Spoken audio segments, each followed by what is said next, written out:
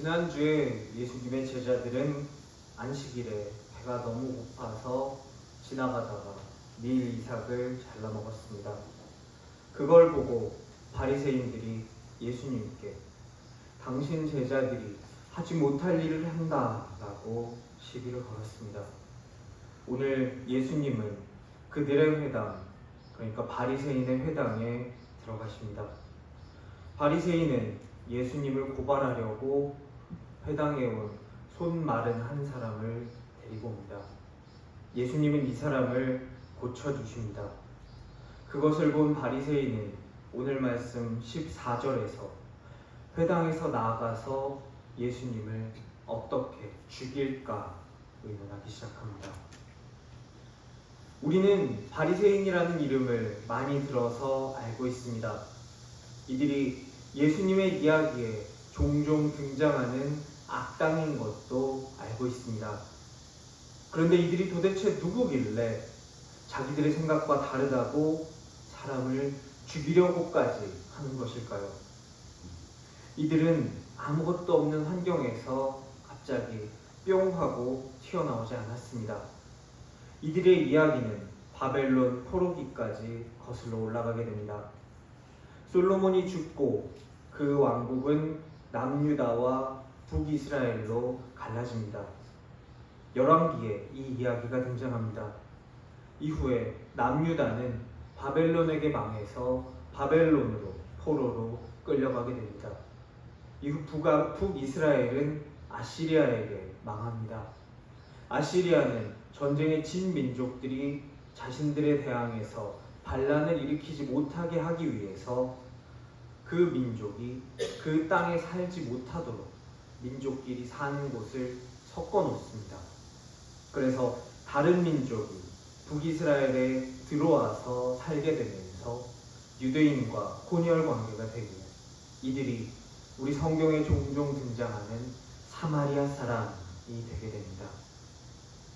남유다의 포로는 바벨론으로 끌려갑니다.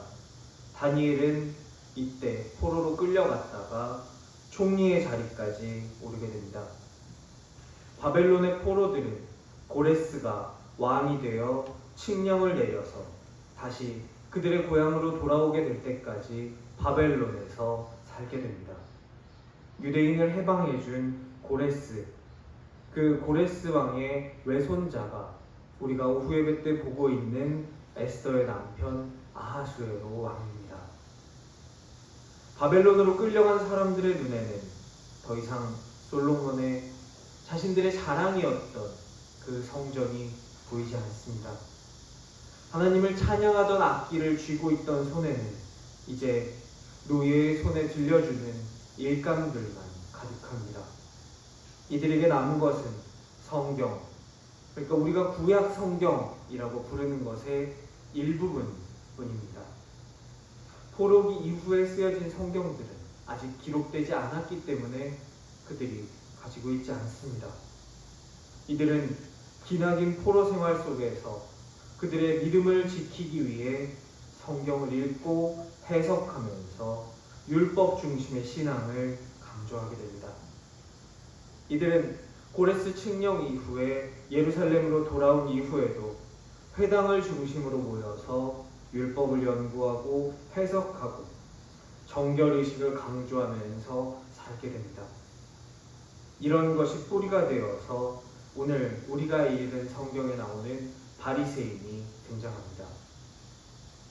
바리새인 등장의 이 이야기를 지금 들어보면 아시겠지만 어려운 상황 속에서 그들의 신앙을 잃지 않으려는 노력을 하다가 등장한 것입니다.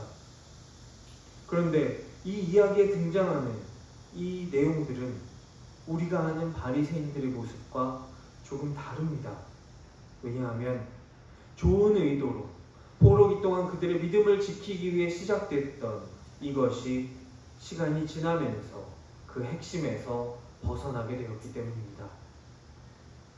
바리새인들은 율법을 중요하게 생각했습니다. 그들은 성경에 기록된 율법 외에 입에서 입으로 전해져 내려오는 자신들만의 해석과 전통을 성경에 있는 하나님의 말씀과 동등하다라고 여기기 시작했습니다. 그들은 전통과 권위의 해석을 그들만 독점하려고 했으며 형식과 관례를 율법의 본질보다 중요하게 여기기 시작했습니다. 하나님의 말씀, 그 율법을 목적으로 둔 것이 아니라 나만이 해석할 수 있는 것, 바리새인인 우리들만 그 해석의 권위를 가지는 것, 나의 힘을 위한 수단으로 하나님의 말씀을 전락시켜버렸습니다. 그래서 바리새인들은 예수님을 따라다니며 끊임없이 지적하고 계속해서 시비를 겁니다. 예수님이 이 땅에 오셔서 율법의 올바른 의미, 하나님이 그 율법을 인간에게 주셨던 그 마음을 알려줄 때마다 그것들이 자신들이 잘못 이해하고 잘못 해석한 자기들의 해석과 전통에 맞지 않다라고 하면서 반론을 제기합니다. 율법을 만드신 분이 여기에 직접 와 계신데 원작자가 뭘 알아? 라면서 대들고 있습니다. 예수님이 이건 다윗 때 이랬고 제사장들이 하는 것은 이렇게 예외가 있고 하나님의 뜻은 제사가 아니라 자비란다 라고 직접 오셔서 알려주셔도 바리새인들의 귀에는 들리지 않습니다. 바리새인들은 형식과 관례를 중요하게 생각하다 보니 율법을 문자적으로 거기 써있는 그대로 하는 데만 집착하게 됩니다. 그래서 사랑과 자비의 율법의 핵심 정신을 잊어버리게 됩니다. 추수전의 밀 이삭, 그러니까 제자들이 따먹었던 생 이삭은 그렇게 맛있는 음식은 아닙니다. 우리 아이들이 지난 겨울에 심었던 보리를 어떻게 같이 먹으면 우리 아이들의 기억에 더 오래 남을까를 고민하면서 방법을 찾아봤었습니다. 그러다 보니 보리 이삭을 불에 끝을 낸 다음에 비벼서 탄 것들을 불어내고 먹는 방법을 발견했습니다. 우리 중에서도 경험해 보신 분 계실 것입니다. 먹을 게 많지 않았을 때에야 그렇게라도 해서 먹는 게 그 방법이지, 이게 막 맛있어서 요즘도 보리 이삭을 불에 끄슬려서 먹는 그런 방법은 아닙니다. 12장 지난주에 봤었던 말씀에서 제자들이 먹은 밀 이삭도 그러했습니다. 그저 줄인 배에 간의 기별도 안 갈 조금의 밀 이삭 몇 톨, 그걸 털어넣는 그런 행동이었습니다. 하나님이 인간을 보시는 것처럼 자비와 사랑으로 인간을 본다면 길 가다 밀 이삭을 잘라먹는 제자들을 보고 측은한 마음이 들었어야 합니다. 저 사람들 밥도 제때 못 먹고 얼마나 배가 고팠으면 저거 이렇게 비벼서 먹고 있구나. 불쌍하게 여겨야 할 일입니다. 오늘 우리가 읽은 말씀에 등장하는 손 마른 사람도 마찬가지입니다. 기록된 문맥을 보면 이 손 마른 사람은 성인 남성입니다. 아마도 가장입니다. 가장이 손이 말라서 일을 제대로 하지 못하면 본인이 먹고 사는 데만 문제가 생기는 것이 아닙니다. 그런 사람이 안식일에 예배를 드리러 왔습니다. 그런데 그렇게 온 사람을 예수님을 잡아 죽일 구실을 만드는데 이용합니다. 바리새인들에게 인간은 이미 수단이고 도구에 불과하게 되어버렸습니다. 전설에 따르면 이 손 마른 사람은 가족이 있는 석공이었다라고 전해집니다. 마른 손은 하필 오른손이어서 그가 하던 일을 더 이상 지속하지 못해서 그와 그의 가족의 생계에 문제가 생겼다고 합니다. 예수님은 이 사람의 상황과 이 사람이 처해 있는 처지를 보셨습니다. 다른 사람들 눈에 보기에는 손 말랐다는 것은 당장 죽을 병이 아니고 안식일에 비난을 받을 위험을 감수하면서 치료해 줄 만한 그런 병자가 아니라고 보였을지 모릅니다. 하지만 예수님은 이 손 마른 사람의 마음의 아픔도 함께 보셨습니다. 이 손 마른 사람은 나의 육체의 아픔으로 인해서 함께 고통받을 가족들을 생각하면서 미어지는 그의 속을 가지고 그 상한 심령을 안고 하나님을 만나기 위해 안식일에 회당에 나오게 됩니다. 바리새인들은 결과를 가지고 사람을 판단하려 합니다. 그래서 병 걸린 사람, 장애를 가진 사람, 아픈 사람을 보면 그에게 무슨 일이 있었는지, 왜 그렇게 된 것인지 알아보려 하지 않고 너 때문이다. 너의 죄 때문이다. 네가 주일에 교회 안 나와서 벌 받은 거다라고 정죄부터 했습니다. 사랑하는 신생의 성도 여러분, 사람들은 그의 죄를 보지만 우리 하나님은 우리 아픔을 먼저 보십니다. 잊지 마시기 바랍니다. 예수님은 이런 바리새인의 태도를 하나님의 마음을 가지고 계속 경계하셨습니다. 우리가 스스로 내가 이 정도면 하나님 잘 믿지 라고 생각했을 때 우리는 바리새인의 자리에 서기 쉽습니다. 하지만 그 자리는 하나님께서 원하시는 자리가 아닙니다. 하나님이 우리를 바라보시는 그 사랑의 시선이 아닙니다. 형식과 관례가 아니라 하나님이 원하시는 핵심, 그 자비와 사랑으로 이웃을 바라볼 수 있는 우리가 되기를 축원합니다. 바리새인들은 자신의 신앙 방식만 옳다고 여겼습니다. 그래서 자신의 방식을 따르지 않는 다른 모든 사람을 정죄했습니다. 심지어 그 대상이 하나님의 독생자 예수님이어도 그랬습니다. 예수님의 방식이 그들과 달라서 그들의 마음에 들지 않자 그들은 다름을 인정하는 대신 오늘 말씀에 등장하는 것처럼 저자를 죽여 없애버리자 의논하기 시작합니다. 바리새인들과 다른 생각은 그들 당시에도 충분히 많았습니다. 귀족 중심의 성전 중심의 사두개파는 부활을 인정하지 않았습니다. 그래서 성경에 보면 바리새인과 사두개파를 서로 싸우게 하시고 예수님은 자리를 뜨신 이야기도 찾아볼 수 있습니다. 헬라 문화를 숭상하던 헤롯 당과도 그들은 다른 생각을 가지고 있었습니다. 그런데 그들은 생각이 다른 그들을 제거하려고 하지 않았습니다. 그냥 살았습니다.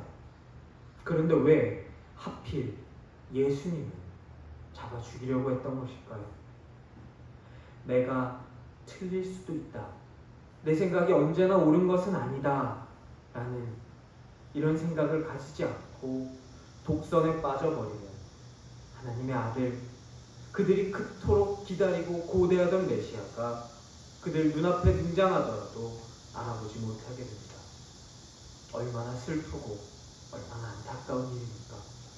이들이 메시아를 얼마나 기다렸는데 그 고통 속에서 메시아가 오시기를 참으면서 기대하고 기다린 시간이 몇백 년인데 막상 그들 눈앞에 메시아가 오셨는데도 이분이 메시아임을 알아보지 못하게 되었습니다. 이것은 그들의 개인적인 슬픔이기도 하지만 그들 공동체의 슬픔이기도 합니다. 바리새인들은 그들의 권위로 인해 그들의 말을 신뢰하고 따르는 많은 사람들에게 영향을 미쳤기 때문입니다. 그래서 바리새인들이 예수님을 십자가에 못 박으라 외쳤을 때 그것을 듣고 있던 하나님을 보지 못하고 인간, 바리새인을 보던 군중들이 무비판적으로 따라서 외치게 되었던 것입니다. 오늘 말씀에서 마태는 이사야서 42장 우리가 교동문으로 읽었던 그 말씀을 인용합니다. 이 말씀은 고난받는 종의 노래, 이사야가 앞으로 우리에게 오실 것이다 예언했던 그 고난받는 종 예수님을 노래한 이야기입니다. 마태가 이 고난받는 종의 모습을 바리새인들과 대립이 격해지기 시작하는 이 부분에 넣어놓은 이유는 바리새인들의 모습과 고난받는 종 우리의 예수 그리스도의 모습이 너무나 대조되기 때문입니다. 고난받는 종은 하나님의 법, 하나님의 말씀을 이방에도 알리는 분입니다. 바리새인들은 율법 조항으로 사람들을 올감했습니다. 안식일 조항만 360개가 넘는 조항을 내밀면서 사람들이 안식일을 통해 쉼과 자유를 얻는 대신에 자신들이 만들어 놓은 그 조항에 묶여서 자기들에만 의존하게 만들었습니다.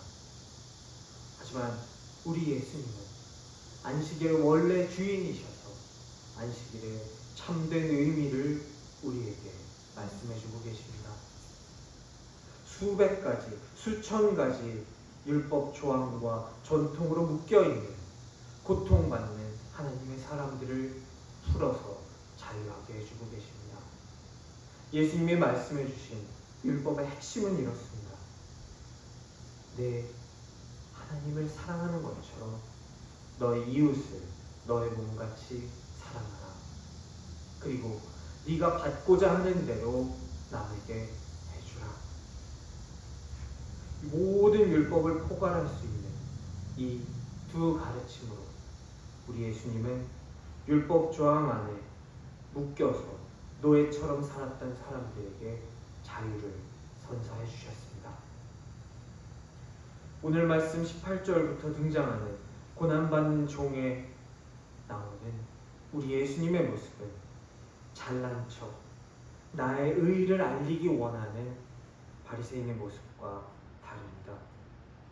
19절 말씀처럼 그는 다투지도 아니하며 들레지도 아니합니다. 여기 등장하는 들레다라는 표현은 교동문에 쉽게 나와 있는 것처럼 그의 목소리를 높이다, 영어로 cry out, 소리치다 라는 표현입니다. 길에서 소리치지 않는다. 내가 금식했다고 티내고 내가 율법조항 잘 지켰다고 성전에서 긴 옷을 입고 잘난 척하는 그런 모습이 아니라 알리지 않고 조용히 하나님의 사랑과 하나님의 자유를 전하는 우리 예수 그리스도의 모습을 보여주고 계십니다. 오늘 말씀 20절은 상한 갈대를 꺾지 아니하며 꺼져가는 심지를 끄지 아니한다 말씀하고 계십니다. 상한 갈대는 어디에도 쓸 곳이 없는 아무짝에도 쓸모없는 것을 말합니다.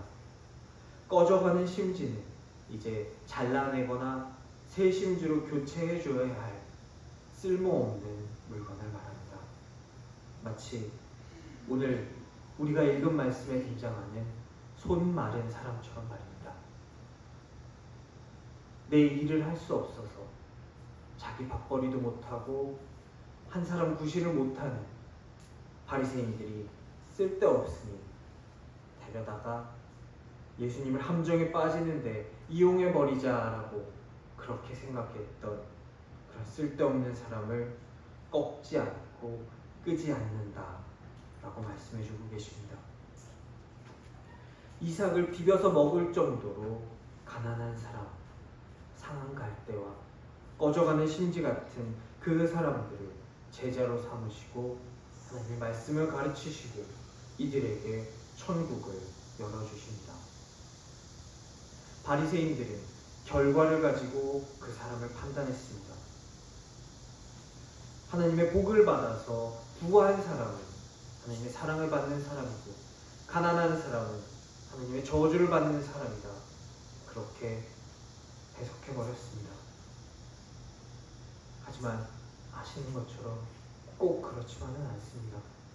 제자들도 묻습니다. 이 사람은 왜 아픈 것입니까? 그의 부모의 죄 때문입니까? 그의 죄 때문입니까? 예수님이 대답하십니다. 다 아니다. 그냥 그런 것이다. 다른 사람의 아픔을 함부로 지적하고 함부로 정죄하는 모습이 그 바리새인의 모습과 같음을 우리에게 말씀해주고 계십니다. 바리새인들은 이방인이라는 그 이유 하나만으로 무시하고 천대하고 배척했습니다. 그러나 우리 예수님 꺼져가는 심지와 상한 갈대와 같은 그 이방인도 사랑하고 구원하러 오셨다 말씀하십니다. 이것이 이사야 선지자가 예언했던 메시아의 모습이며 앞에 등장하는 바리새인들과의 모습과 명확하게 대조되는 우리 예수님의 모습, 우리가 따라야 하는 그 모습입니다. 살면서 나의 뜻이 우리 하나님의 뜻과 언제나 일치하지는 않습니다. 때로는 어긋날 때가 있습니다. 그때 우리의 모습이 바리새인의 모습이 아니라 겟세마네 동산에서 하나님의 뜻대로 하시기를 구했던 예수님의 모습을 닮아가게 되기를 원합니다. 바리새인들이 이렇게 된 데에는 포로기와 여러 이유가 있었다라고 변명할 수 있을지는 모르지만 우리의 모습이 그들의 모습을 따를 필요는 없습니다. 그들의 변명이 그들이 했던 모든 행동에 면죄부를 줄 수는 없습니다. 믿는 사람들이 품을 수 있는 가장 오만한 생각은 하나님이 나의 편이라고 주장하면서 하나님의 이름과 종교를 그들의 입으로 망령되이 일컫는 것입니다. 이럴 경우 승리주의와 자기의 의의를 강조하게 됩니다. 나쁜 신학을 발전시키게 되고 위험한 정책을 발전시키게 돼서 끝내는 피를 보게 만듭니다. 바리새인들이 성경에서 그랬던 것처럼 말입니다. 우리가 생각할 것은 하나님이 나의 편이라고 어떻게 주장할 것인가가 아니라 우리가 하나님의 편인가 되묻는 것입니다. 우리의 죄를 회개하면서 내가 원하는 길, 나의 생각을 쳐서 하나님의 뜻에 맞추는 것이 오늘 바리새인의 모습과 이사야서의 모습을 대조하면서 마태교회에게 보여주었던, 제자로서 나가야 할 길을 알려주었던 마태가 오늘 우리에게 하고 있는 말씀일 것입니다. 우리의 자리가 바리새인의 자리가 아니기를 기도합니다. 우리의 자리가 고난받는 종, 우리 예수님의 자리가 될 수 있기를 간절히 축원합니다. 아멘.